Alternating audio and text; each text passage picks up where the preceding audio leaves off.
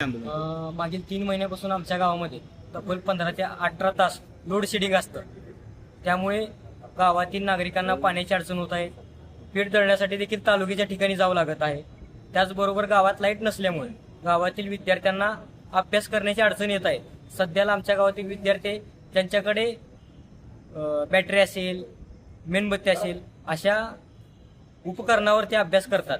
त्यामुळे ते विद्यार्थीच आज माननीय जिल्हाधिकारी साहेबांकडे दाद मागण्यासाठी आले.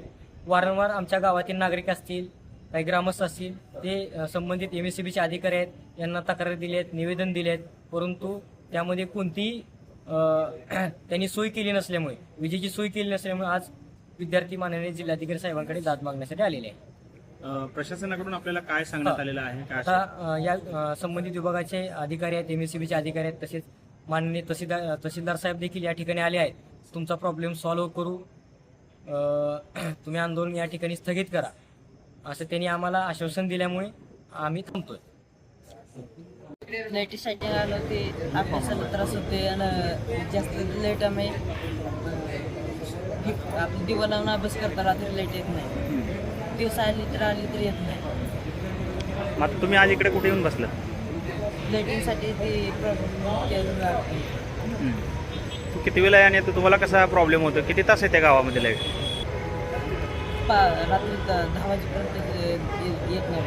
सकाळ घरी 2 तास येतात, परत बंद होतं. अच्छा. 10वीला आहे, माध्यमिक परत शाळा बदलून शिकतो. आज देशातल्या जनतेला फक्त विकासाचं राजकारण हवं. त्याच्यामुळं अशा पद्धतीनं जर का वेगळ्या पक्षातले, विरोधी पक्षातले लोकप्रतिनिधी स्वतःच्या मतदारसंघातला विकास होण्याकरिता जर का भारतीय जनता पार्टीमध्ये किंवा महायुतीमध्ये समाविष्ट होत असेल तर याची पोटदुखी कोणालाही त्या ठिकाणी होऊ नये. शेवटी प्रत्येक लोकप्रतिनिधीला आपल्या मतदारसंघाचा, आपल्या मतदारसंघामध्ये राहणाऱ्या जनतेचा विकास हवा असतो. याच्याचकरिता अनेक लोकप्रतिनिधी यांनी भारतीय जनता पार्टी आणि महायुतीमध्ये त्या ठिकाणी प्रवेश केलेला आहे.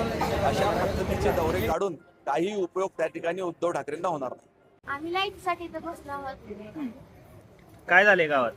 गावात लाईट नाही. 6ला जाती, 6ला येते, परत 12ला जाती, लाईटच नाहीत.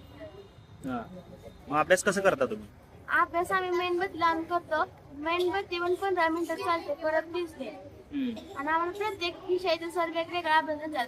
प्रत्येक विषयाचा अभ्यास छडी खायला लागला. मग आता इथे कुठे येऊन बसले तुम्ही आज? आम्ही सोलापूरमध्ये जिल्हा अधिकाऱ्यांच्या ऑफिसमध्ये येऊन अभ्यास करत आहोत. आम्हाला लाईट सोडा, आमची हीच मागणी आहे. जोपर्यंत तुम्ही लाईट नाही सोडणार तोपर्यंत आम्ही इथून नाही जाणार.